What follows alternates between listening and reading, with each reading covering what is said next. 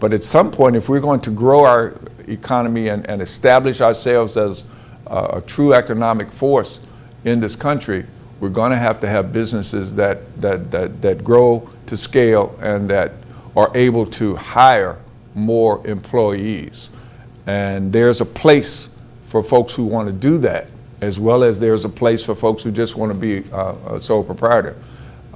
We have to have the right mix and the right emphasis on hiring, on developing businesses and growing businesses to the extent to where they can hire more people. That's what we need to see more of in this country.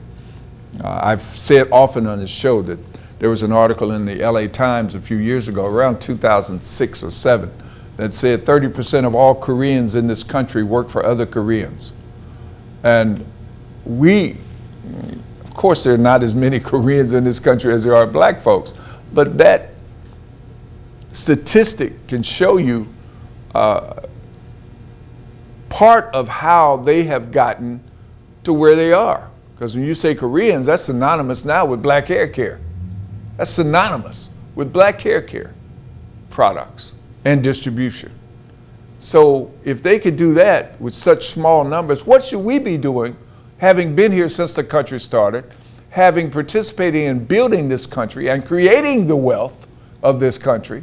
What does that say about us when it comes to our numbers and where we should be when it comes to owning businesses that hire employees? What does that say about us? So there are a lot of lessons that we should have learned. There are a lot of things that we should be passing on now to our children and literally to ourselves when it comes to business development and entrepreneurship in general. So I would advise you to get a copy of Brother Harper's book, The Ways of the Masterbuilders, and I'll continue to refer to it as we go through this show. There are some statistics, not statistics, but just information. I've always said there are 3 ways to create wealth. Real estate, that's not doing too well these days. It's losing value, but now's the time to buy. They say now's the time to buy when it's down. Not the time for you to sell, but it's time to buy. And they say the best people to buy houses from today are the banks.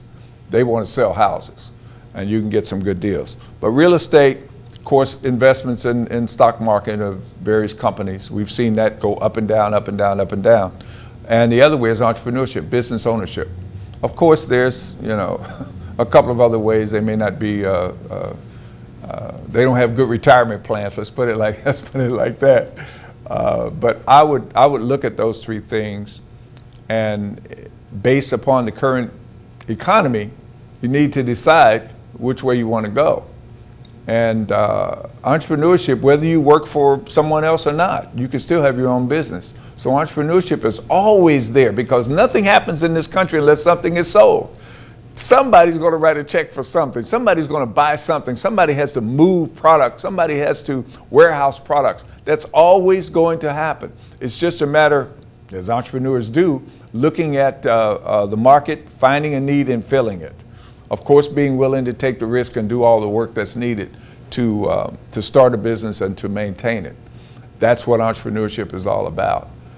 And we really need to strongly consider that option as we look for ways to create wealth, because you've heard the news and seen the information about the fact that black people now are 20 times less than black families are 20 times less in net worth than white families. And just a few years ago, it was 10 times. Now it's up to 20 times. White families have 20 times more net worth than black families. We're around, $6,000, and they're way up there, 20 times more than 100 and, what is that? Well, you multiply it. And it's shameful, really, it's shameful, because like I read from this quote, no matter what the challenges are, no matter what the barriers are, no matter what the current social structure is like, you can always have a business. Black folks have had businesses in this country ever since the 1600s. In spite of, in the 17 and 1800s, in spite of slavery, in spite of all of the Jim Crow stuff and everything else that our people had to go through, they still had businesses. Now people say, well, they had to, you know, it was segregation, and yeah, they did. But the fact that they had to does not overshadow the benefit of having had those businesses. And those are the lessons I'm talking about. So was it right for us, because we got integration, to just walk away from our own businesses? Was that right? Oh, now that we have the opportunity and the privilege to go and spend our money with someone else, let's go do that and abandon our own economic base. Did that make sense? No, it didn't make sense at all, because whether you are facing segregation, Jim Crow and everything else, or whether you are in an integrated, so-called integrated society, you still need businesses. You still need an economic base that you can use to create your own economic empowerment, that you can use to create wealth for your children. You still need that. Doesn't matter what kind of society you live in. Entrepreneurship is necessary if you're going to play a significant role in the economy and move from just being consumers to producers and consumers. We're always going to consume something, but we need to produce more. We need to be, I don't know. We need to have more entrepreneurs and more businesses to hire our own children, to be able to offer them something. Right now, what can we offer them?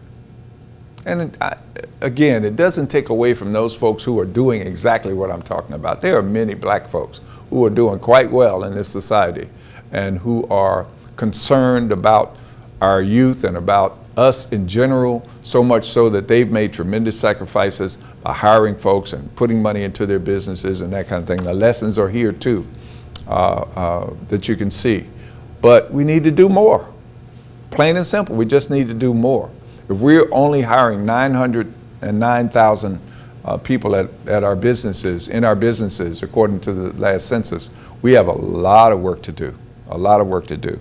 So I would encourage you to be informed, number one, about the value of entrepreneurship. And if all we're going to do is complain about this wealth gap and complain that we're 20 times now less than, if all we're going to do is complain about that, where is that going to take us? It's one thing to learn it, to be informed, to have some dialogue about it, but then what? I talked about those three questions. What, so what, and now what? Well, we're at the now what stage. What are we going to do ourselves to change that gap?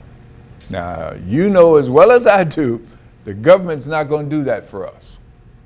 I don't care what you think. I don't care how much you yell and scream. If it was going to be done, it would have been done a long time ago, because that gap has been in existence for a long time.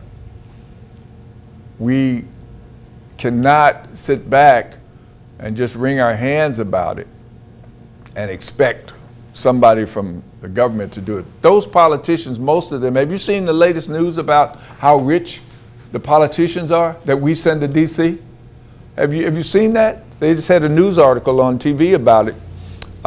Talked about, I can't remember the number of, I think it was 220 U.S. reps now are billionaires, and they weren't when they went in. It talked about the total wealth of all of Congress now is like over $1 billion, maybe $2 billion. Look it up.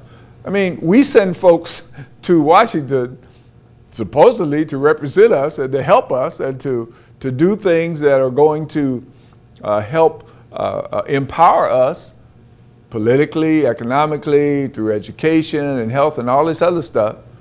And they go in and say, hey, this is a good deal here. I'm making good money. I don't have to put my money in any Social Security program that those other folks have to participate in. I don't have that. And when I leave, I can get almost my whole salary for the rest of my life. Hey, this is a good job. So I'm going to spend my time raising money and running for office. That's what I'm going to do. I'm going to be running for office all the time. I'm going to be raising money. Those folks on this so-called super committee now, did you see that they haven't stopped getting money from lobbyists? While they're supposed to be negotiating on our behalf, lobbyists are still sending them money.